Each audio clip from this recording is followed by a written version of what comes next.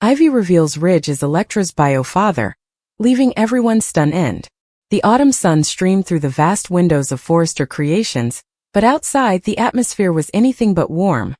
Pressure thickened the air like a storm about to break. Ivy Forrester, generally poised and confident in her developer heels and impeccably acclimatized suit, sat firmed in the plush leather president of Eric's office, her hands pulsing slightly as the verity she had worked so hard to conceal eventually revealed into the open, raw and inarguable. Electra, whose eyes had softened only moments ago with neighborly concern, now burned with a blend of unbelief and fury, her lips pressed into a thin line as she sluggishly, designedly, reported each treason Ivy had orchestrated, the interdicted letters meant to manipulate Will, the rumored falsehoods that turned musketeers into unwitting pawns, the subtle sabotage of connections that had formerly sounded unshakable. Across the room, Will Spencer's face was an admixture of hurt and confusion, the storm of feelings written plainly in the tight set of his jaw and the slight earthquake in his hands, as he plotted to attune the Ivy he allowed. He knew with the woman who had undermined him at every turn, shaping circumstances to suit her own selfish designs. Bill and Katie, typically so focused on business pushes and commercial triumphs, were now caught in a particular whirlpool, their generally strategic minds floundering to navigate the emotional chaos that Ivy's exposures had unleashed. Katie's eyes glistered with gashes, hurt that a family she trusted so implicitly could harbor similar duplicity, while Bill's usual composed address wavered.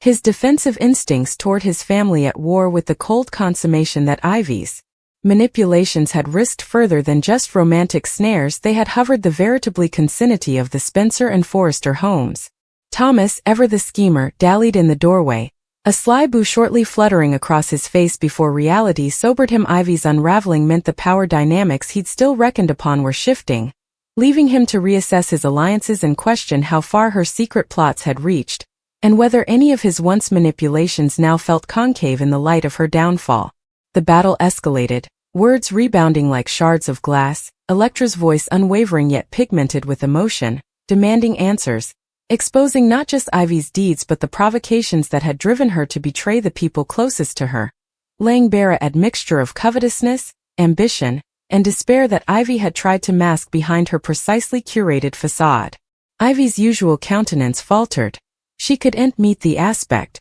of those she had hurt, the weight of every taradiddle pressing down like an unsupportable burden, and for the first time, she honored that the consequences were unrecoverable. As the room sounded to close in around her, Eric's measured tone cut through the pressure like a scalpel, his disappointment apparent, the patriarchal authority he applied now pigmented with anguish, reminding Ivy that trust formerly broken could infrequently, if ever, be repaired. The disclosure wasn't confined to words alone. It carried a ripple effect through the company, the family, and the veritably social circles that had formerly sheltered her. Calls were made, alliances still reevaluated, and a plan formed, not out of malignancy, but out of necessity. Ivy would leave Los Angeles, ramifying ties permanently to help farther detriment, to escape the public demotion, and to maybe seek redemption far from the megacity that had witnessed her backstabbings. In the quiet fate, as Ivy packed her things, the reality of her insulation settled in.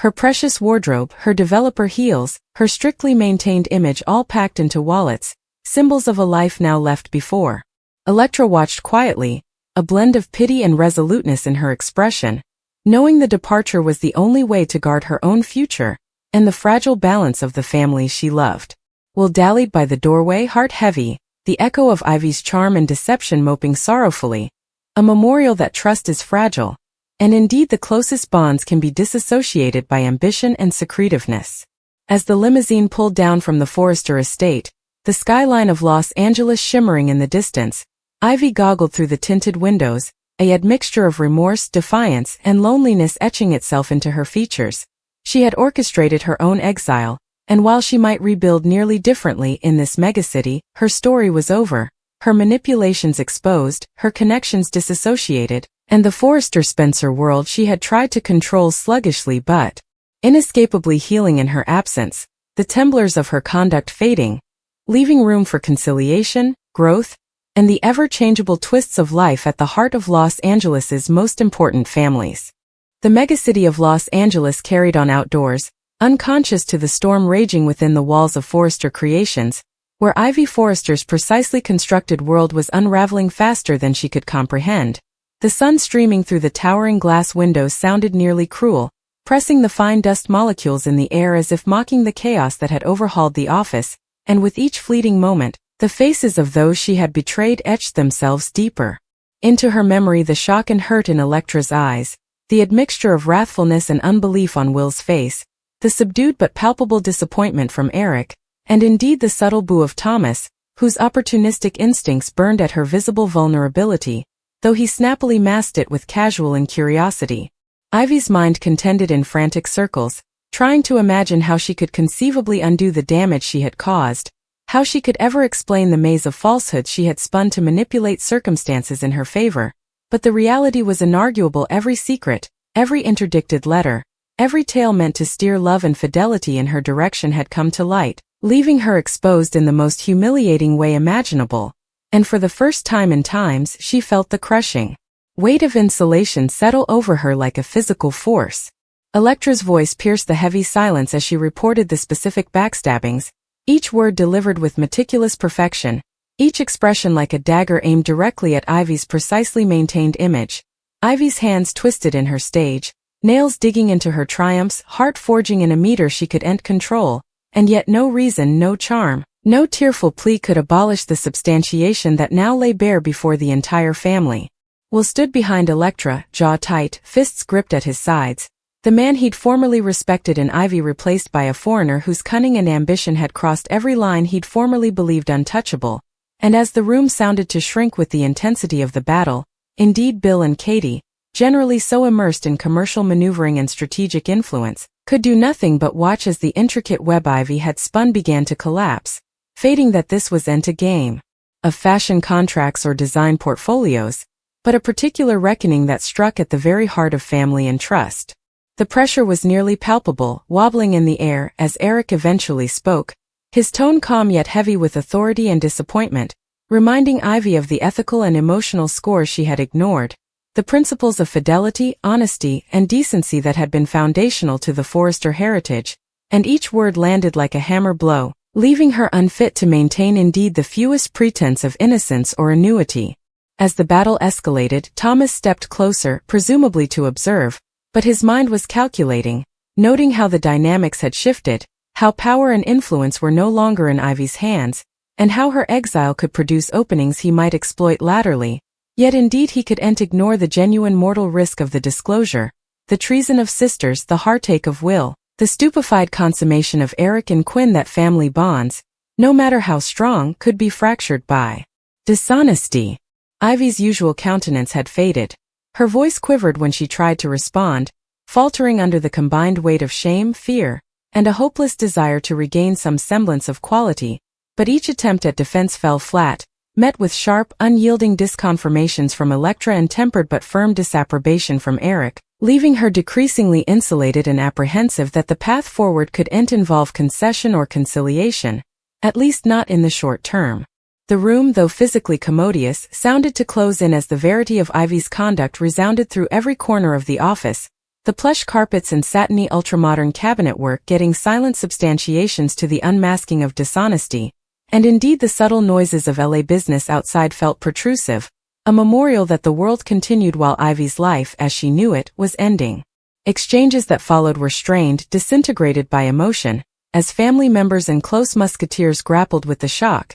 Each question Electra posed, each expression of hurt from Will, and each precisely measured comment from Eric served as a glass reflecting Ivy's duplicity, showing her that charm, manipulation, and ambition couldn't undo mortal pain or form fractured trust. As the hours wore on, the ineluctable conclusion came clear: Ivy would have to leave Los Angeles, ramifying ties to the people, places, and intentions that had defined her actuality, not as discipline assessed externally, but as a tone-assessed necessity to help farther damage, to escape the public demotion, and to begin, maybe, a long and uncertain trip toward redemption. Packing her things, Ivy moved mechanically, each point placed into her luggage with a strange admixture of reverence and abdication. The developer dresses that formerly represented her complication now served as commemoratives of a life irretrievably lost, The shoes she had chosen to impress associates and manipulate abettors packed with the same care as letters and documents that had formerly been munitions in her subtle juggernauts of control, and in every movement the magnitude of her exile pressed upon her, leaving her drained, frightened, and strangely reflective. Electra watched quietly from the doorway, a admixture of pity, wrathfulness, and steely resoluteness in her aspect. Knowing that Ivy's departure was necessary for the mending of their family and for the protection of those who had been caught in her schemes, while Will dallied before, his heart heavy, disaccorded between moping affection for the family he'd formerly trusted and the inarguable verity of her treason, the image of her manipulations etched sorrowfully into his memory. Outdoors, the limousine awaited, polished and flashing, a vessel of both departure and futurity, and as Ivy slid into the aft seat, the cityscape of Los Angeles stretching endlessly beyond the tinted windows, she goggled out at the skyline with an admixture of remorse, defiance, and loneliness, fating that this exile wasn't just a physical departure but the emblematic ramifying of all the connections, visions, and intentions she had cultivated so strictly. The thoroughfares blurred past as the auto wound its way down from Forrester Creations, and with each fleeting moment, the consummation formed. Further, Ivy had orchestrated her own downfall through ambition and manipulation, and now she'd face the consequences alone, leaving behind the fractured remnants of connections, the shock and unbelief of family and associates, and the story of her rise and fall ingrained indelibly on the lives she had touched, altered, and in some ways betrayed. Though the megacity around her thrived in a meter of endless occasion, Ivy's world had contracted to the confines of that limousine, to the pressing solitariness of exile, and to the daunting knowledge that life in Los Angeles, with all its glamour, influence and intricate social webs, had ended for her, irreversibly, sorrowfully, and without the comforting visions that had formerly made dishonesty feel survivable. She reflected on the choices that had led her then, each interdicted letter, every rumored taradiddle, every calculated manipulation that had sounded so clever at the time now revealed as idiocy, short-sightedness, and moral failure. And as the auto turned onto the highway, the structures of the megacity retreating into the distance, Ivy understood that her trip forward would demand battle with herself, a reckoning she had long avoided, and a meticulous trouble to reconstruct. Identity, purpose, and maybe eventually trust, far from the megacity that had been both her stage and her pen. The ripple goods of her departure were immediate at Forrester Creations. Meetings that had formerly concentrated solely on fashion and design now included hushed exchanges about the emotional fallout, strategies for form, and the implied acknowledgement that the Forrester Spencer family had survived yet another internal extremity, a rising bruised but flexible, the bonds of fidelity and love tested but not broken entirely, and the memory of Ivy's manipulations serving as an exemplary tale for generations to come. As night fell over Los Angeles, the lights of the megacity spangling like distant stars, Ivy sat quietly in the limousine, the quiet hum of the machine emphasizing the magnitude of her solitariness. She had lost the megacity, the family, and the social network that had been her life, but in the insulation, there was a faint hint of occasion, an empty oil on which she might, with time, reflection, and modesty, begin to rebuild, still distant or uncertain that path might be. The narrative of her fall was now complete, yet its echoes would loiter, shaping the unborn relations, choices, and emotional geographies of everyone involved, an endless memorial that in the world of Forrester Creations and the integrated Spencer heritage, ambition without integrity was a dangerous game, and that indeed the most advised schemes could collapse under the weight of verity, revealing the mortal frailty beneath the facade of charm, beauty, and power. As the limousine carried Ivy down from the Forrester estate, the reality of her exile pressed down like an unnoticeable weight, heavier with every afar that separated her from the life she had formerly known. She goggled blankly out the window at the megacity that had formerly been a playground for ambition and glamour, but now felt like a pen from which she had been banished, and recollections began to surface unsought, like ghosts hanging her heart the first time she had successfully manipulated a minor misreading between Will and another developer to her advantage. The subtle way she had diverted attention and admiration toward herself at Forrester parties, the quiet moments in which she had precisely orchestrated situations to insulate Electra or undermine trust, all acts that had sounded clever, necessary, indeed ineluctable at the time, now lay exposed in the harsh light of verity, leaving her feeling foolish and concave. Her mind replayed every battle in the office, every accusatory look from Electra, Every subtle shake of Will's head that betrayed unbelief and disappointment, every measured word from Eric, laden with a blend of disapprobation and paternal sadness, and indeed Thomas's slightly concealed recreation, which had transferred an icy shiver down her chine as she realized that alliances she had taken for granted were fragile, transitory, and entirely contingent on perception and occasion. Ivy's hands rested limply in her stage,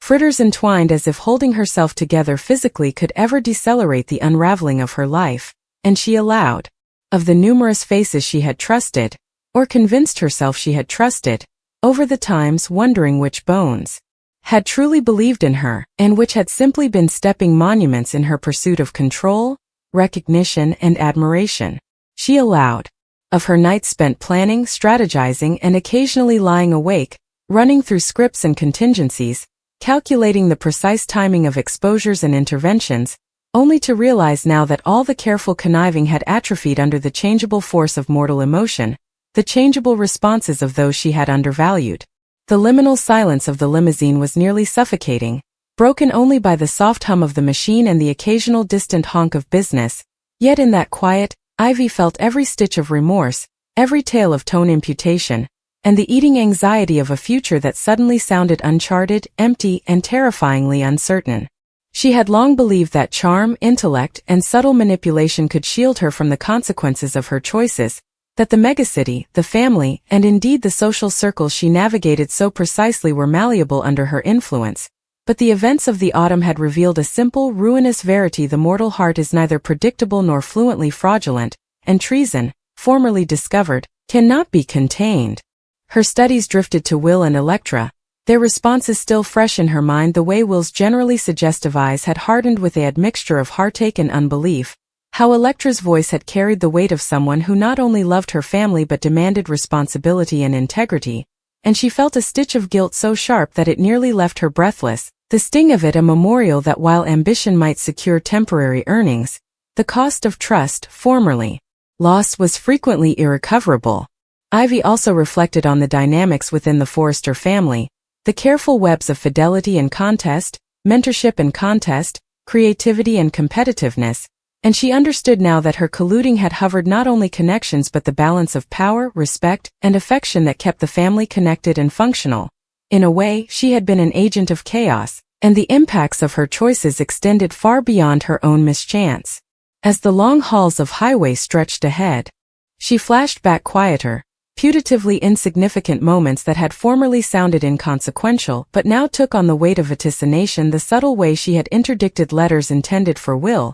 the veiled exchanges she had initiated to manipulate perception, the precisely timed exposures and deletions that had sounded inoffensive at the time but had cumulatively woven a shade of dishonesty so intricate that indeed she could no longer disentangle it. And yet, in the midst of despair, a part of her, the part that had survived every professional contest, every particular treason, every rumored personality or dismissive regard, began to stir, a faint palpitation of defiance that rumored, nearly gradually, that exile need not be the end of everything, that nearly, far from the vigilant eyes of those who had formerly known her, she might find a path to rebuild, to reclaim agency over her life. Indeed, if the murk of the history remained long and rough, she imagined, with conservative stopgap, new metropolises, new faces, a quieter actuality where miscalculations could be brazened and assignments learned without the constant light of scrutiny. Yet indeed this imagined future was visited by the mindfulness that the history would follow her,